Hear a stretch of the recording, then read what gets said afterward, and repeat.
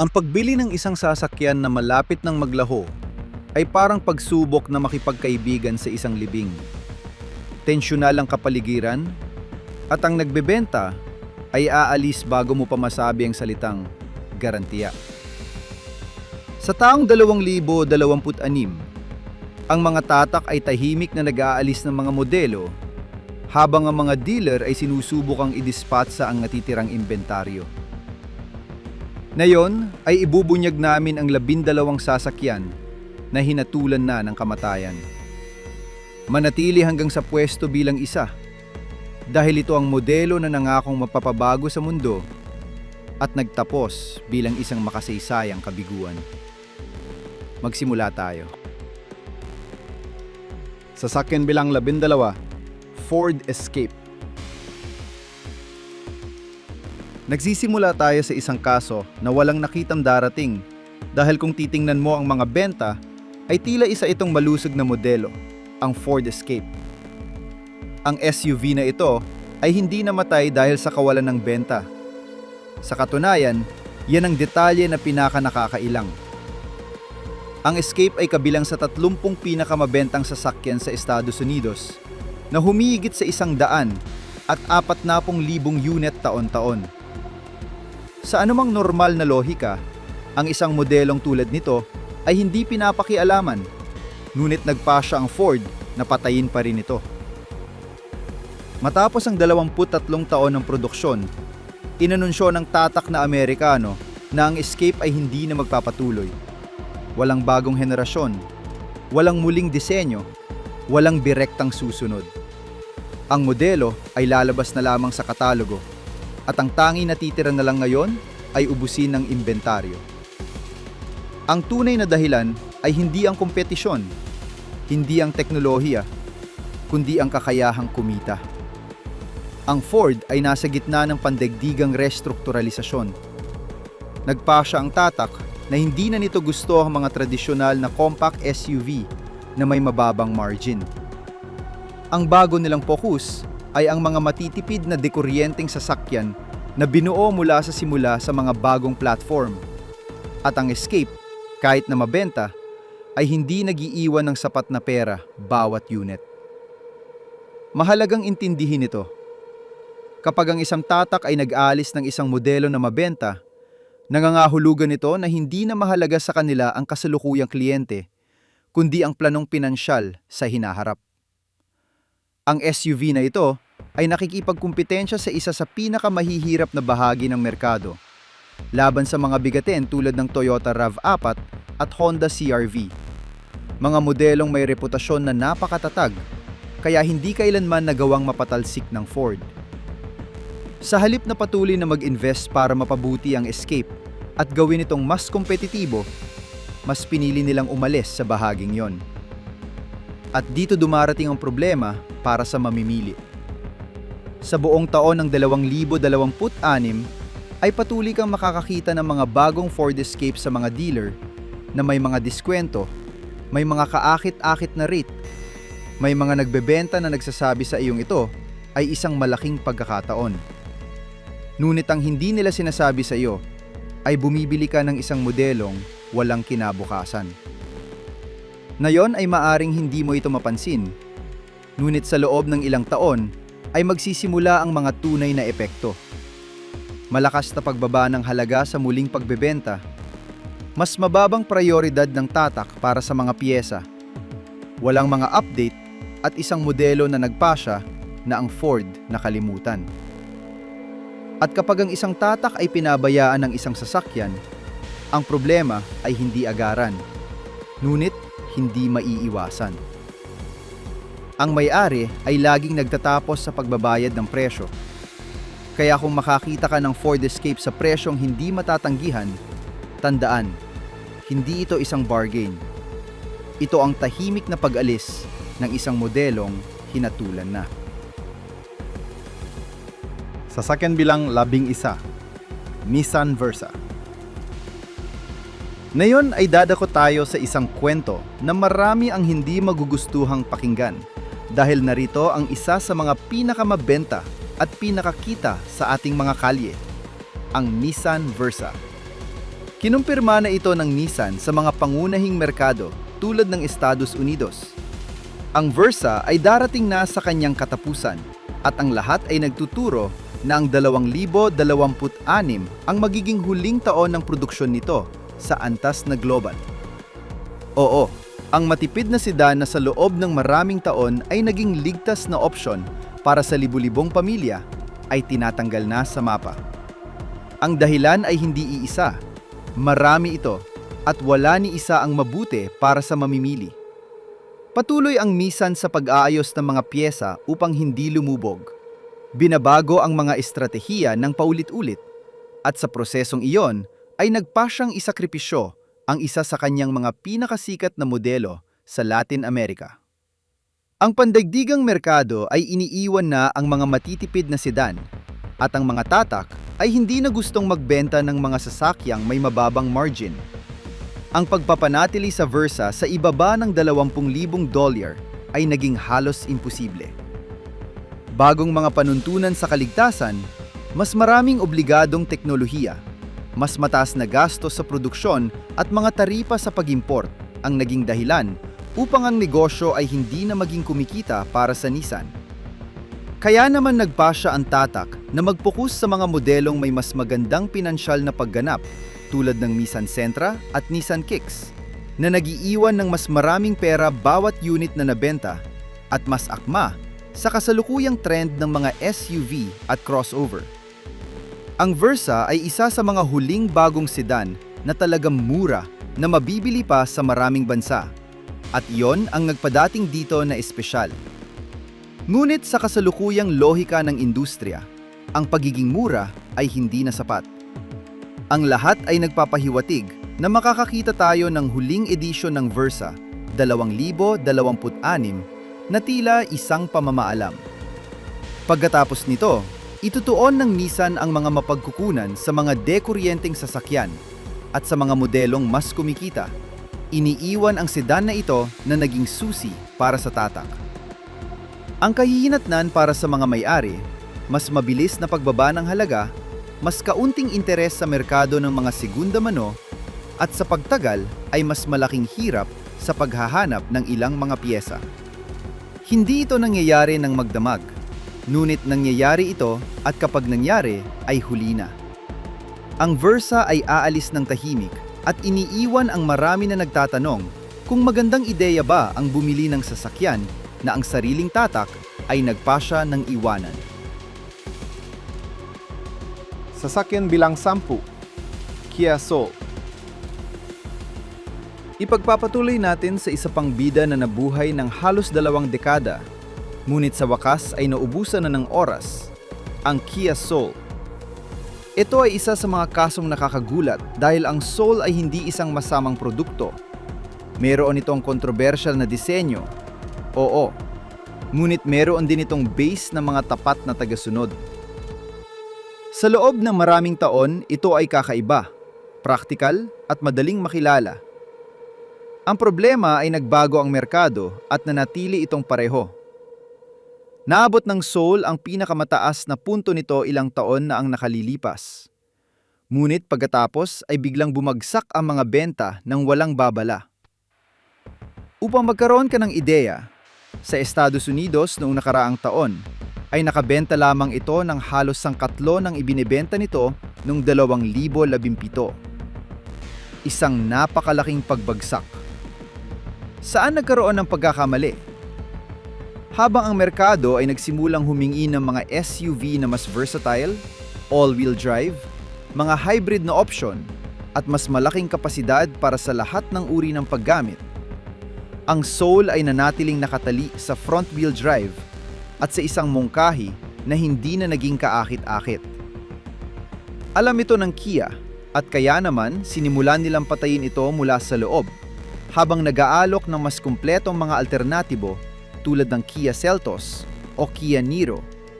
Mga modelong nagsasama ng mas maraming teknolohiya, may mga hybrid na bersyon, at nag-aalok ng mungkahi na mas naaayon sa hinihini ng publiko ng Soul.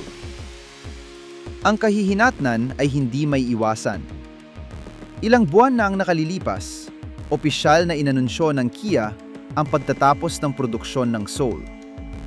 Walang drama o malalaking anunsyo. Tinanggal na lamang nila ito. At ngayon, ang mga dealer ay ginagawa ang nakasanayan. Mga diskwento at promosyon upang mailabas ang mga huling unit sa simula nitong 2026. Samantala, ang tatak ay tumitingin na sa ibang direksyon. Itinutuon ng Kia ang mga mapagkukunan sa mga bagong dekuryente tulad ng Kia EV3 at Kia EV6 na siyang kukuha ng espasyo ng mga compact na panimula sa malapit na hinaharap. Kaya kung makakita ka ng Kia Soul sa presyong mapanukso, mag-ingat. Hindi ka nakakakuha ng bargain. Bumibili ka ng isang modelong hindi na ginagawa, na nagpasya ang tatak na iwanan at hindi maiiwasang mawawalan ng halaga ng mas mabilis. Sasakyan bilang siyam, Nissan Ariya. Nagbabalik tayo sa Nissan. At dito ay hindi na natin pinag-uusapan ang isang lumang modelo o isang matipid na sedan.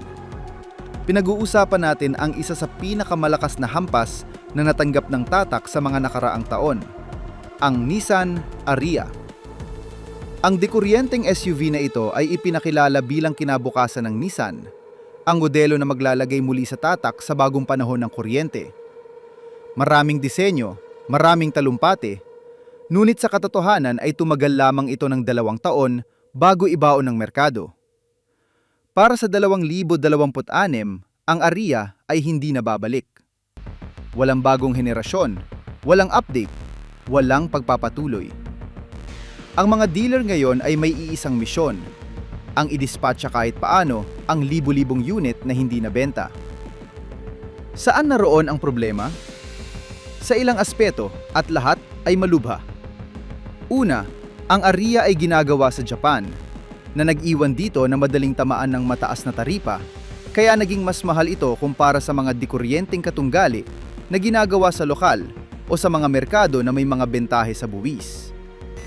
Ang resulta ay isang sasakyang may mataas na presyo at walang malinaw na bentahe.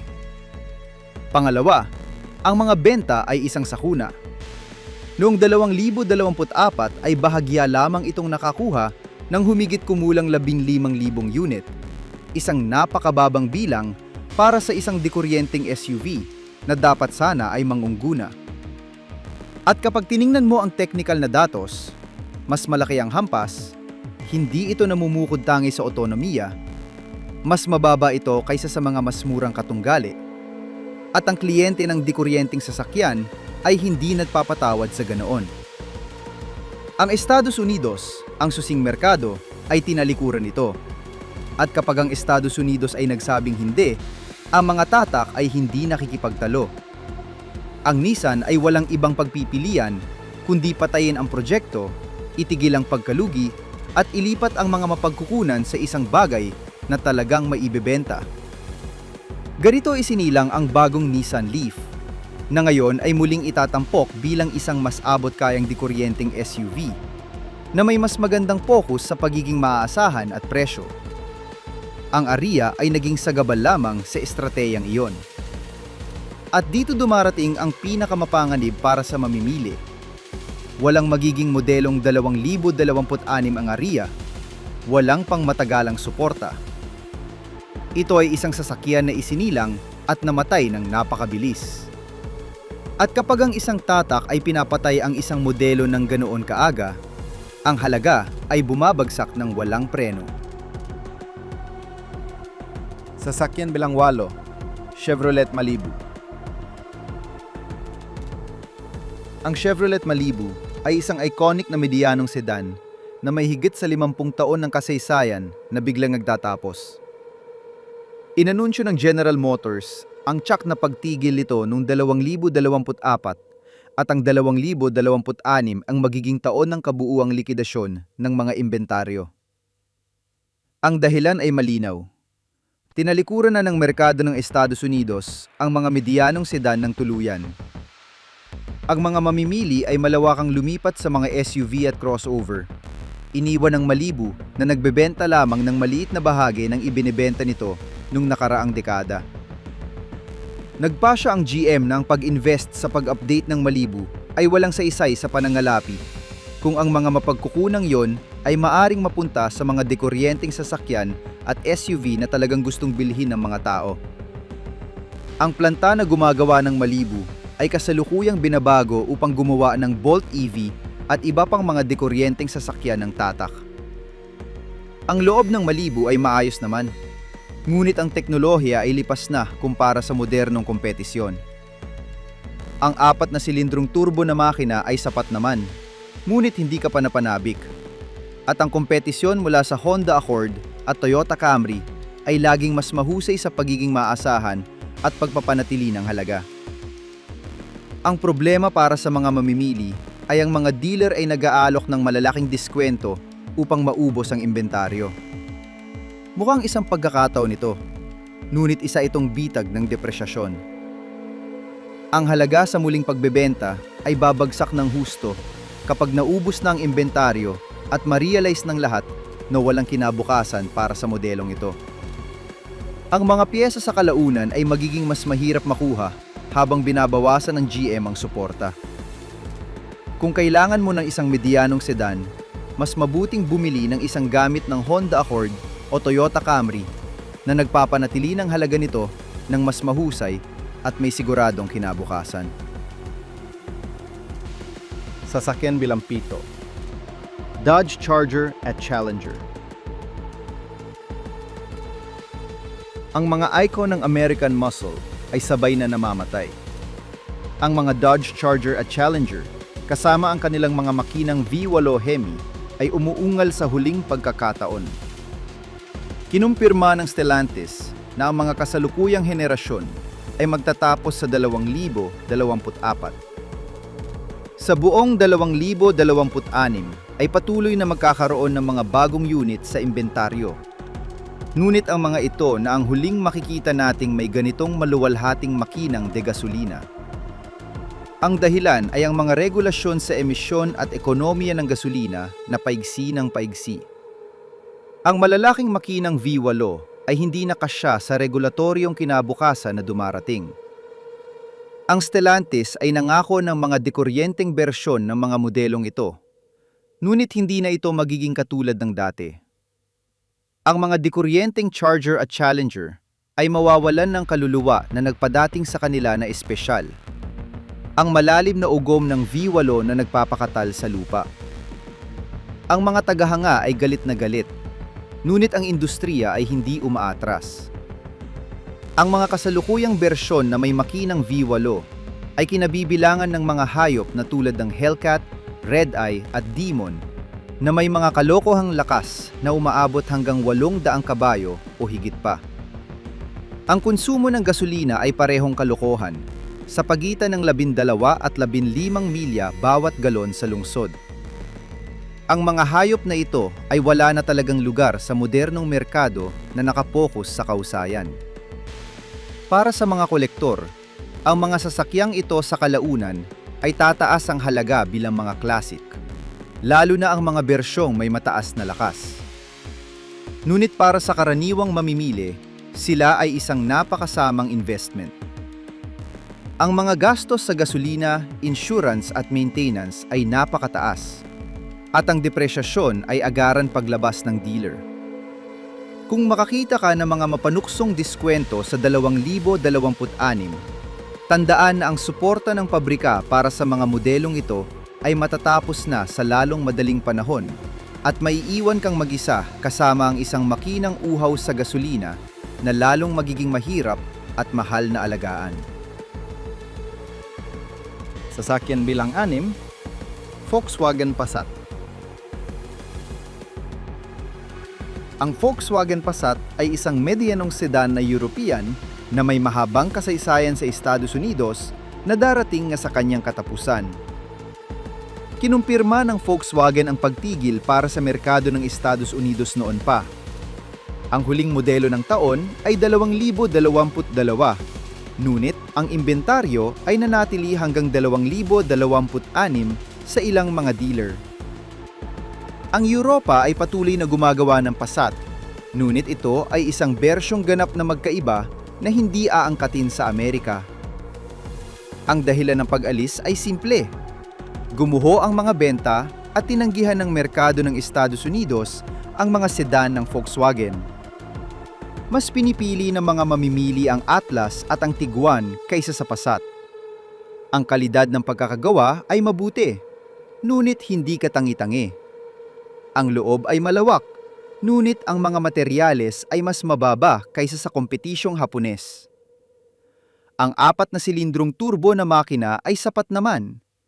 Ang V6 ay itinigil na ilang taon bago nito. Ang mga problema sa pagiging maaasahan pagkatapos ng garantiya ay isang tunay na pag-aalala. Ang sistemang electrical ng Volkswagen ay kilala sa mga mamahaling sira, at ang transmisyong DSG ay naging problemado sa ilang mga taon. Ang mga gasto sa maintenance ng Volkswagen ay mas mataas kaysa sa Honda o Toyota nang hindi nag-aalok ng parehong pagiging maaasahan. Ang halaga sa muling pagbebenta ay laging mahina, at ngayon ay magiging mas malala pa dahil sa kumpirmadong pagtigil nito. Ang mga dealer ay nagliligpit ng mga huling unit na may mga diskwento, ngunit ito ang klasikong bitag. Kaakit-akit na presyo ngayon, bangungot ng depresyasyon bukas.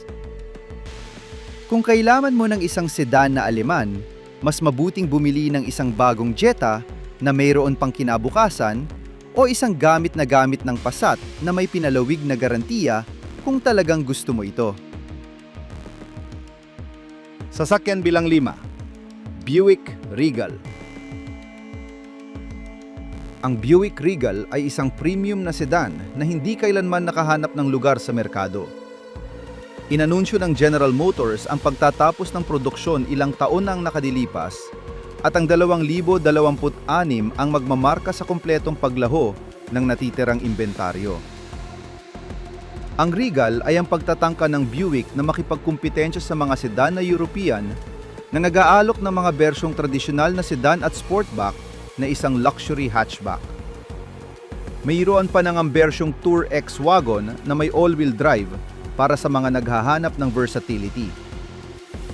Ang loob ay pinuno na may mabubuting materyales at ang teknolohiya ay maayos naman, ngunit hindi sa antas ng mga Aleman. Ang base na 4 na silindrong turbo na makina ay sapat, at ang bersyong GS na may V6 na turbo ay nag-aalok ng 310 kabayo. Ang pangunahing problema ay walang nakakaalam kung para kanino ang sasakyang ito. Ito ay masyadong mahal para sa tradisyonal na mamimili ng Buick na naghahanap ng kenyamanan at halaga. Ngunit hindi ito sapat na prestihiyoso para sa mamimili ng luxury na mas pipiliin ang isang BMW o Audi para sa perang iyon. Ang mga benta ay hindi kailanman sumigla, halos sa pagitan lamang ng 10,000 at 15,000 unit taon-taon. Ang Buick ay nakatuon na ngayon ng buo sa mga SUV, Encore, Envision at Enclave. Ang katak ay nabubuhay pangunahin dahil sa mga benta nito sa China. Sa Estados Unidos, ang Buick ay halos hindi na mahalaga, maliban sa mga retirado na naalala ang tatak mula sa kanilang mga magulang. Ang Regal ay nakakaranas ng sakunang depresyasyon. Nawawalan ng 60% ng halaga nito sa loob ng 4 na taon. Kung makakahanap ka ng isang gamit na mura na may garantiya, ay maaring maging kawili-wili bilang segunda mano. Ngunit ang bago sa 2026, hinding-hindi, ito ay isang modelong patay na naglalakad. Sasakyan bilang 4. Chrysler 300. Ang Chrysler 300 ay ang huling malaking sedan na tunay na Amerikano. Gamit ang kanyang natatanging disenyong inspirasyon ng Bentley, malawak na loob, at ang opsyon ng isang makinang V8 Hemi, ito ay naging isang icon sa kanyang panahon. Ngunit kinumpirma ng Stellantis na ang 300 ay tiyak ng magtatapos ng produksyon. Walang kapalit, walang susunod. Ang Chrysler bilang tatak ay lumiliit na lamang sa minivan na Pacifica. Tuluyang iniiwan ang segment ng mga sedan. Ang 300 ay mabenta noong kanyang ginintuang panahon, isang dekada na ang nakalilipas. Ngunit nitong mga huling taon, ang mga benta ay gumuho sa mas mababa sa 20,000 unit taon-taon. Nagbago ang merkado at walang gustong malaking sedan na kumonsumo ng maraming gasolina. Ang bersyong may V8 ay nakakamangha sa pagkauhaw, na nakakakuha lamang ng 15 milya bawat galon sa lungsod. Ang teknolohiya ay lipas na sa sistemang Uconnect ng nakaraang henerasyon. Ang loob ay may mga materyales na parang mura sa mga susing bahagi, sa kabila ng kahanga-hangang laki ng sasakyan. Ang pagiging maaasahan ay kaduda-duda na may mga karaniwang problemang elektrikal, at ang 8 bilis na transmisyon ay naging problemado sa ilang mga taon. Ang halaga sa muling pagbebenta ay mahina, na kahit bago pa ang pagtigil. Ngayon, sa kumpirmadong pagtatapos nito, ang depresyasyon ay bibilis ng husto. Ang mga dealer ay nag-aalok ng malalaking diskwento upang maubos ang natitirang inventaryo. Dapat ka lamang bumili ng isa kung kailangan mo talaga ng isang malaki at murang sedan at wala kang pakialam sa muling pagbebenta. Para sa karamihan ng mga mamimili, ito ay isang napakasamang investment sa 2026. Sasakyan bilang 3.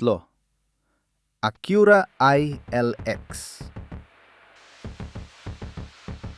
Ang Acura ILX ay isang compact na luxury sedan na hindi kailanman nakakumbinsi ng sinuman. Kinumpirma ng Honda ang pagtigil ito noon pa, at sa 2026 ay makikita ang mga huling bagong unit sa inventaryo.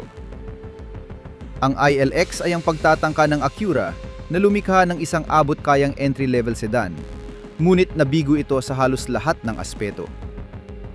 Nakabase ito sa platform ng Honda Civic ng nakaraang henerasyon, na hindi naman masama sa technical na aspeto, ngunit naging halata na nagbabayad ka ng extra para lamang sa isang sagisag. Ang loob ay maayos naman, ngunit malinaw na hango sa Civic. Ang 4 na silindrong naturally aspirated na makina ay nagbibigay ng 201 kabayo na may 8 bilis na dual clutch transmission. Ang pangunahing problema ay ang ILX ay masyadong mahal para sa inaalok nito. Ang presyong bago ay nasa pagitan ng 28,000 at 32,000 dolyar. Sa perang yon ay makakabili ka na ng isang Honda Accord na mas malaki, mas malanda ang kagamitan, at may mas maraming espasyo. O kaya ay makakabili ka ng isang mas sporty na Civic Si para sa mas maliit na pera. Ang ILX ay walang malinaw na mungkahi ng halaga na magbibigay katwiran sa pagkakaroon nito.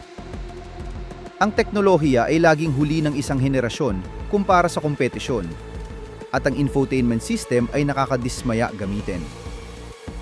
Ang mga benta ay kaawa-awa, mas mababa sa 10,000 unit taon-taon sa mga huling taon. Ang Acura ngayon ay nakatuon sa Integra bilang kanilang bagong compact na sedan.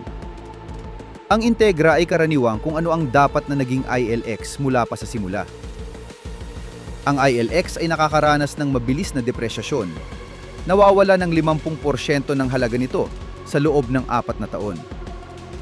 Dapat mo lamang itong isaalang-alang kung makakahanap ka ng malaking diskwento na 30% o higit pa, at kailangan mo talaga ng isang maliit na Acura. Para sa karamihan ay mas mabuting maghintay sa gamit ng Integra sa loob ng 2 taon. Sasakyan bilang 2. Mitsubishi Mirage.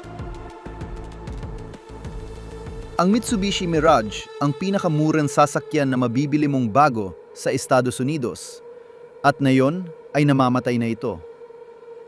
Kinumpirma ng Mitsubishi na ang Mirage ay hindi na magpapatuloy pagkatapos ng 2025.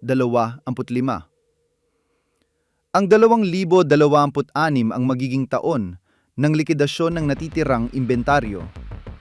Ang Mirage ang huling sasakyang tunay na matipid na makukuha sa halagang mas mababa sa 18,000 dolyar ng bago. Dumating ito na may napakaliit na makinang may 3 silindro na nagbibigay lamang ng 78 kabayo. Ang performance sa gasolina ay napakahusay. Sa pagitan ng 35 at 40 milya bawat galon. Ngunit ang lahat ng iba pa ay talagang kakilakilabot. Ang loob ay may mga plastik na mas mura pa kaysa sa laruan mula sa McDonald's. Ang teknolohiya ay halos wala. Kahit ang Apple CarPlay ay hindi kasama sa mga base na modelo. Ang pagmamaneho ay mapanganib na masama. Hindi matatag sa highway kapag may malakas na hangin mula sa gilid. Ang akselerasyon ay napakabagal, mula 0 hanggang 60 milya bawat oras sa loob ng mahigit 12 segundo. Ang kalidad ng pagkakagawa ay kaduda-duda. Ang lahat ay parang marupok at mura. Ang mga crash test ay katamtaman lamang kumpara sa modernong kompetisyon. Ang dahilan kung bakit ito namatay ay simple. Walang gustong bumili ng sasakyang ganoon kasama kahit na ito ay mura. Ang mga benta ay gumuho sa mas mababa sa 10,000 unit taon-taon. Ang kompetisyon tulad ng Nissan Versa at Kia Rio ay nag-aalok ng mas marami para sa kaunting dagdag na pera. Ang Mitsubishi sa Estados Unidos ay lumiliit na lamang sa Outlander at Eclipse Cross. Ang tatak ay nahihirapang mabuhay sa merkado ng Estados Unidos. Ang Mirage ay nakakaranas ng sakunang depresyasyon, nawawalan ng 65% ng halaga nito sa loob ng 3 taon.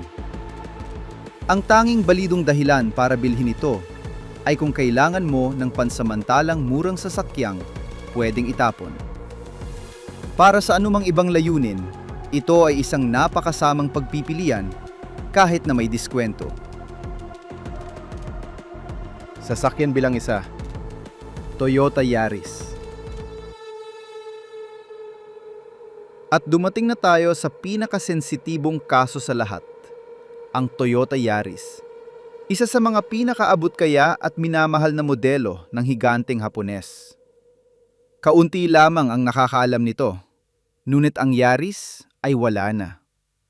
Sa Estados Unidos ay namatay ito noong 2020 at sa Latin America, ang produksyon nito ay natapos lamang ilang buwan na ang nakalilipas.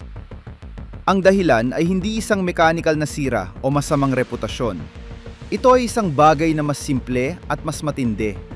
Hindi na ito kumikita. Naunawaan ng Toyota bago pa ang maraming tatak na nagbago na ang merkado. Ang mga tao ay huminto na sa paghahanap ng mga subcompact na sasakyan at nagsimulang kumiling sa mga compact na SUV at truck. Ang pagpapanatili ng isang maliit, mura at may mababang margin na sedan ay wala ng saysay. At narito ang kawili-wiling bahagi. Hindi kumapit ang Toyota sa nakaraan. Gumawa sila ng isang matalinong hakbang. Kinuha nila ang Yaris, muli itong inimbento at ginawa itong isang compact na SUV.